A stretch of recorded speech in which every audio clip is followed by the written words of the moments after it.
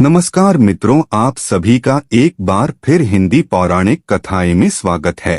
कई हजार वर्षों बाद 7 सितंबर 2023 को बहुत ही दुर्लभ और दिव्य संयोग बनने जा रहा है, क्योंकि इस दिन जन्माष्टमी के पावन पर्व के साथ साथ राजयोग, अमृत सिद्धि योग और साथ ही धनलक्ष्मी जैसे कई योग बन रहे हैं। और इस दिन भगवान श्री कृष्ण सबसे अधिक प्रसन्न होने वाले हैं। इसीलिए दोस्तों, अगर आप भी भगवान कृष्ण से इस दिन जो भी सच्चे दिल से मांगेंगे वो मनोकामना आपकी जरूर पूरी होगी। वहीं दोस्तों, कृष्ण भगवान को प्रसन्न करने के लिए इस जन्माष्टमी पर कुछ विशेष उपाय जरूर करने चाहिए, जो कि आपकी किस्मत बदल देंगे और आपको मालामाल और धनवान बना देंगे। साथ ही आपके सभी दुखों का नाश हो जाएगा। इसलिए दोस्तों, जन्माष्टमी से जुड़ी संपूर्ण जानकारी के लिए इस वीडियो को अंत तक जरूर देखें। और दोस्तों, अगर आप भी अपने जीवन में भगवान श्री कृष्ण की कृपा पाना चाहते हैं तो इस वीडियो को लाइक करें, कमेंट में जय श्री कृष्ण राधे राधे लिखना ना भूलें। दोस्तों, आज की इस बेहद ही सुंदर वीडियो में हम बात करेंगे कृष्ण जन्माष्टमी साल 2023 में कब मनाई जाएगी, किस दिन आप जन्माष्टमी का व्रत रखेंगे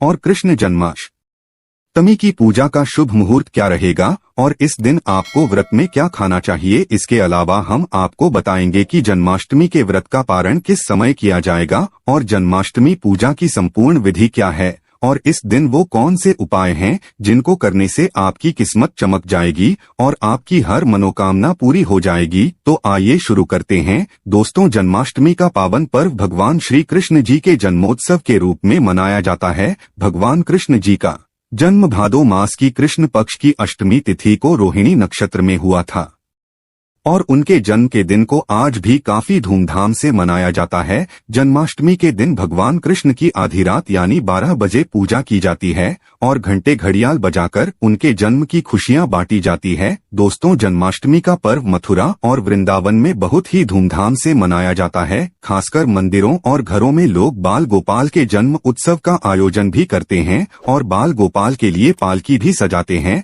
ऐसी मान्यता है कि भगवान विष्णु जी ने धर्म की स्थापना करने के लिए श्री कृष्ण जी के रूप में जन्म लिया था। इस दिन व्रत धारण कर भगवान श्री कृष्ण जी का स्मरण करना अत्यंत ही फलदायी होता है। शास्त्रों में जन्माष्टमी के व्रत को व्रत का राजा कहा गया है। दोस्तों, भविष्य पुराण में इस व्रत के संदर्भ में उल्लेख है कि जिस घर में यह व्रत किया जाता है वहां अकाल मृत्यु, गर्भपात, दुर्भाग्य तथा कलह नहीं होता है। जो एक बार भी इस व्रत को करता है वो संसार के सभी सुखों को भोग कर विष्णु लोक में निवास करता है। दोस्तों, इस दिन लोग पूरा दिन व्रत उपवास रखते हैं और आपको बता दें कि जन्माष्टमी का व्रत अष्टमी तिथि से शुरू होता है और इस व्रत का पारण नवमी तिथि में ही करना चाहिए, तभी इस व्रत का पूरा फल प्राप्त होता है। इसीलिए जो लोग इस व्रत को रखें उन्हें सप्तमी की रात में हल्का एवं सात्विक भोजन करना चाहिए, साथ ही ब्रह्मचर्य का पालन करना चाहिए। दोस्तों, जन्माष्टमी का व्रत कुछ लोग निर्जला रहकर भी रखते हैं तो वहीं कुछ लोग फलाहार करके भी इस व्रत को करते हैं।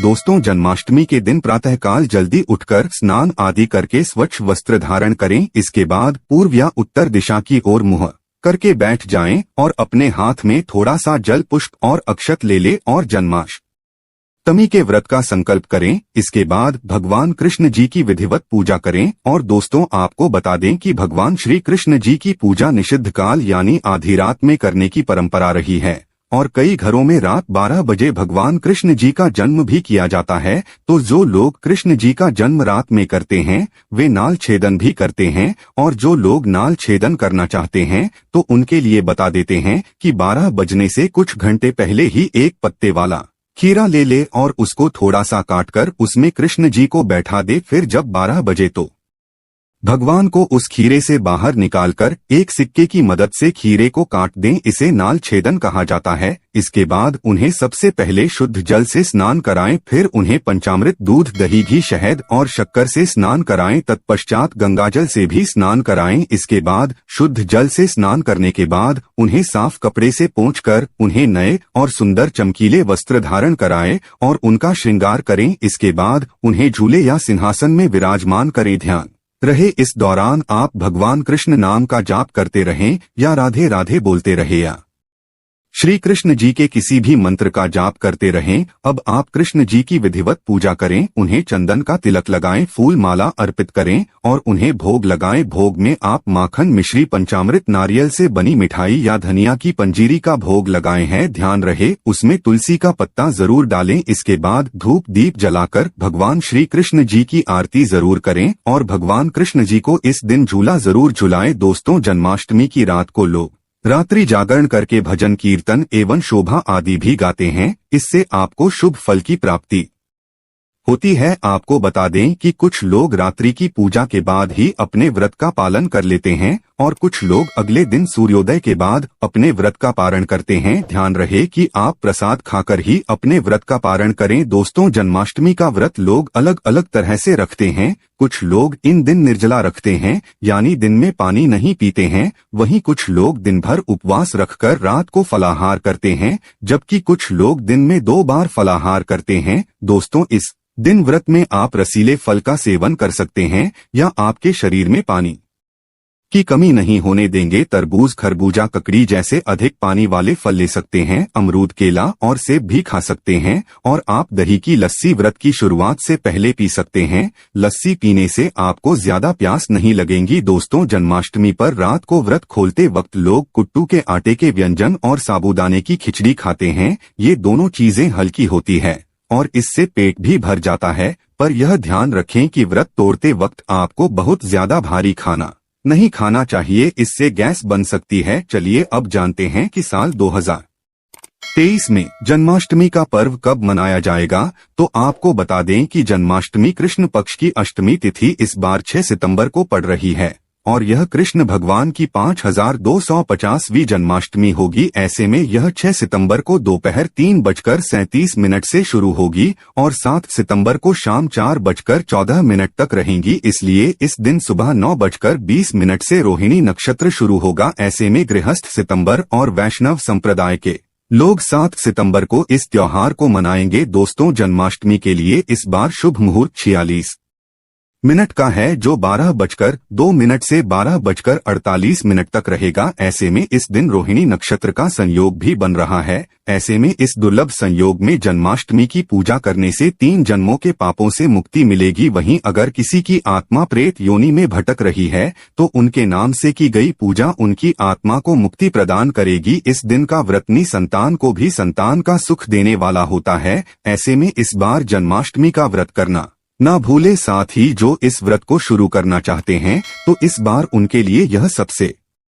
अच्छा मौका है भगवान श्री कृष्ण जी की कृपा पाने का। ऐसे में वह भी इस बार व्रत को शुरू कर सकते हैं। तो दोस्तों, आइए अब जानते हैं जन्माष्टमी की व्रत कथा, जिसको पढ़ने या सुनने से वृत्ति के सारे पाप धुल जाते हैं। दोस्तों, स्कंद पुराण के मुताबिक ययाति वंश के राजा उग्रसेन का राज्य चलता था। उग्रसेन का सबसे बड़ा पुत्र कंस था, जिसकी चचेरी बहन देवकी थी। कंस अपने ही पिता को जेल में डालकर स्वयं राज करने लगा। वहीं दूसरी ओर कश्यप का जन्म राजा शूरसेन के पुत्र के रूप में यानी वासुदेव का जन्म हुआ। आगे चलकर वासुदेव का ब्याह देवकी से संपन्न हुआ। देवकी को विदा करने के दौरान एक आकाशवाणी वाणी होती है, हे कंस, तू आज जिस बहन को इतने प्यार से विदा कर रहा है, कल उसी का 8वां पुत्र तुम्हारी मौत का कारण बनेगा। ऐसा सुनते ही देवकी को मारने के लिए हावी हो गया, पर सैनिकों और वासुदेव के वचन ने ऐसा होने से बचा लिया। वासुदेव सत्यवादी थे। इन्होंने कंस को वचन दिया कि वो अपना 8वां पुत्र सौंप देंगे। वासुदेव जी की बात मानते हुए कंस ने उन दोनों को बंदी बनाने का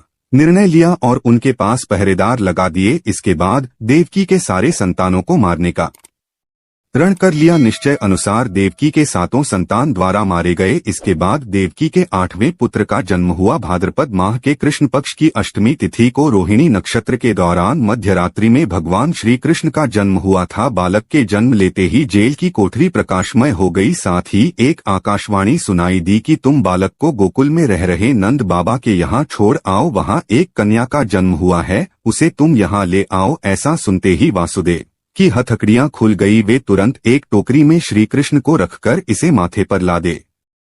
गोकुल की ओर निकल पड़े। रास्ते में यमुना नदी बालकृष्ण के चरणों को स्पर्श करने के लिए उफान पर आ गई। फिर चरण स्पर्श करते ही वो पुनः शांत पड़ गई। इस प्रकार वासुदेव ने अपने पुत्र को यशोदा मैया के बगल में सुलाकर वहां से कन्या लेकर वापस कारागार लौट आए। जेल के दरवाजे अपने आप बंद हो गई। उनके हाथों में फिर से हथकड़ी लग गई। सारे पहरेदार भी उठ गए और कन्या के रोने की आवाजें आने लगी। सूचना मिलते ही कंस ने कारागार से कन्या को लाया और उसे मारने की कोशिश की, लेकिन वह आकाश में उड़ गई और बोली, अरे मूर्ख, मुझे मारने से क्या होगा, तुझे मारने वाला पैदा हो चुका है। इसके बाद उसने कृष्ण का पता लगाकर उसे मारने का खूब प्रयास किया। कई दैत्य राक्षस भेजे, लेकिन कृष्णा को कोई मर न सका। अंततः श्री कृष्ण ने कंस का वध किया और उग्रसेन को पुनः राजा बना दिया। इस प्रकार कृष्ण जन्माष्टमी के व्रत कथा पूरी हुई। ऐसी मान्यता है कि जन्माष्टमी के दिन कहानी को पढ़ने या सुनने से वृद्धि के सारे पाप धुल जाते हैं, जीवन के हर समस्याओं का समाधान मिलता है, साथ ही भगवान का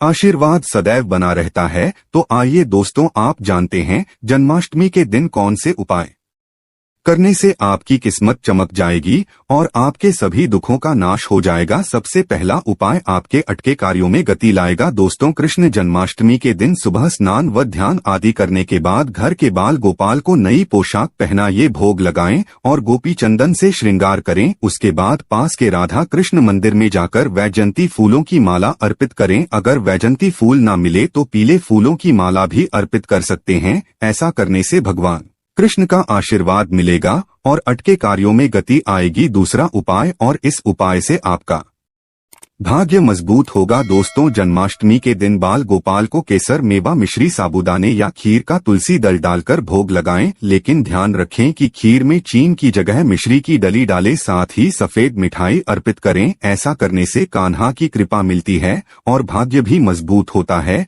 तीसरा उपाय से आपके घर में धन धान्य की कमी नहीं होगी। दोस्तों, सुख समृद्धि के लिए जन्माष्टमी के दिन बाल गोपाल को पूजा करते समय एक पान का पत्ता भी अर्पित करें। फिर पत्ते पर सिंदूर से श्री लिखें और फिर उसको पूजा करने के बाद जहां पैसा रखते हो वहां रख दे। ऐसा करने से घर में धन धान्य की कमी नहीं होती और धन संबंधित समस्या दूर होती है। इस उपाय से मिलेगा शुभ समाचार। दोस्तों, निसंतान दंपत्ति जन्माष्टमी के दिन गाय और उसके बछड़े की सेवा करें और आशीर्वाद लें। इसके साथ ही गाय और उसके बछड़े की मूर्ति भी लेकर आए और बाल गोपाल के पास मूर्ति को रखकर उनकी भी पूजा करें। ऐसा करने से भगवान कृष्ण की कृपा से जल्द शुभ समाचार सुनने को मिलता है। इसके बाद गाय और बछड़े की मूर्ति को ईशान कोण में रखना आदर्श स्थान माना गया है। इस उपाय से आर्थिक तंगी होगी दूर कर।